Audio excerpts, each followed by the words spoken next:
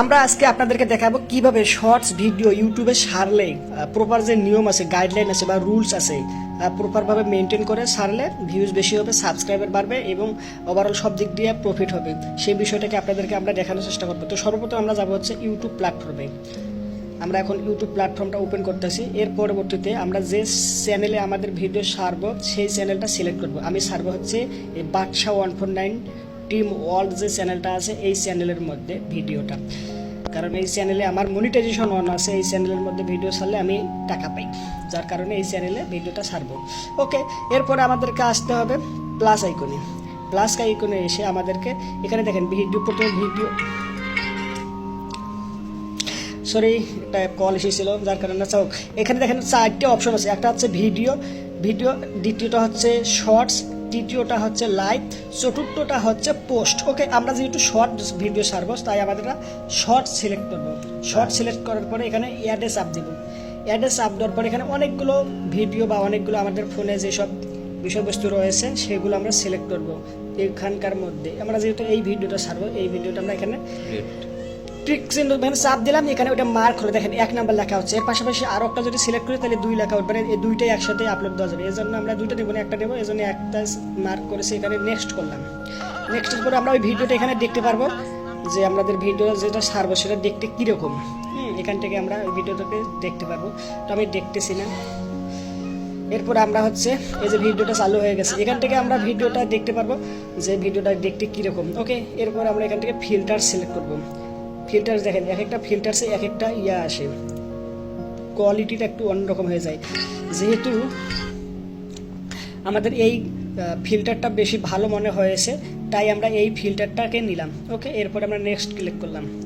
Next click করার পরে সর্বপ্রথম আমাদের যে কাজটা করতে হবে সেটা হচ্ছে থাম্বনেলটাকে অ্যাড করতে হবে।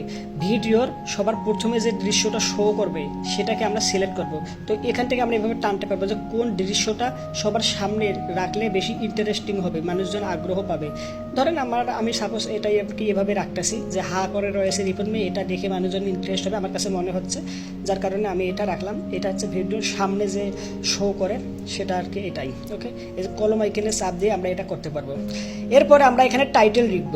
টাইটেল এই ভিডিওর আমি লিখে রেখেছিলাম খোঁজ খবর নিস। ওকে, ভিডিওরকে কেন্দ্র করে এই বিষয়টাকে রাখা হয়েছে।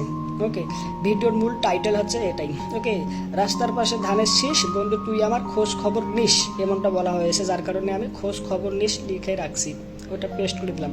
এখন আমরা এখানে হ্যাশট্যাগ দিব। হ্যাশট্যাগ দিলে ভিডিওটা বেশি পরিমাণে ভিউজ হওয়ার পসিবিলিটি রয়েছে।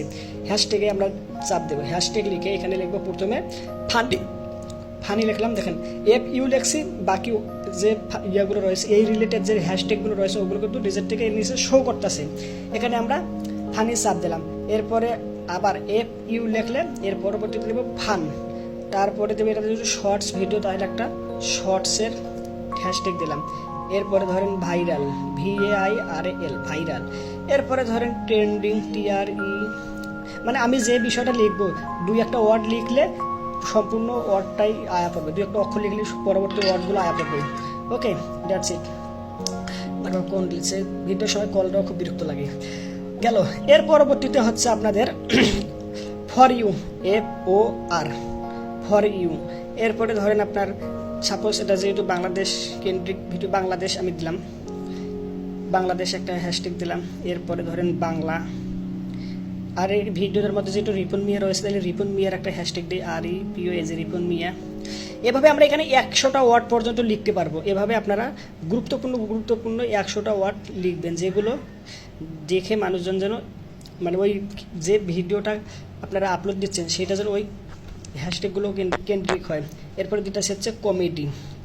101টা হয়ে গেছে। দেখেন এখানে যদি আমি এখন বেশি লিখতে চাই তাহলে কিন্তু লাল রেড উঠবে, ভিডিওটা আপলোড হবে না। এই জন্য আমাকে বরাবর 100টা করে রাখলাম। ওকে, আমরা হচ্ছে থাম্বনেল দিলাম, এরপরে টাইটেল হ্যাশট্যাগ দিলাম, এরপরে দেব হচ্ছে ভিডিওটা কখন আপলোড হবে। আমরা এখানে এই যে এখানে যে ভিজিবিলিটি রয়েছে, এখানে প্রাইভেট রয়েছে, এখানে অনেকের পাবলিশ থাকতে পারে, অনেকের আনলিস্টেড থাকতে পারে। এই যেখানে যদি চাপ দিই তাহলে এই যে পাবলিক, আনলিস্টেড এবং প্রাইভেট তিনটা শো করবে। তিনটা শো করার মধ্যে আমাকে দিতে হবে আনলিস্টেড।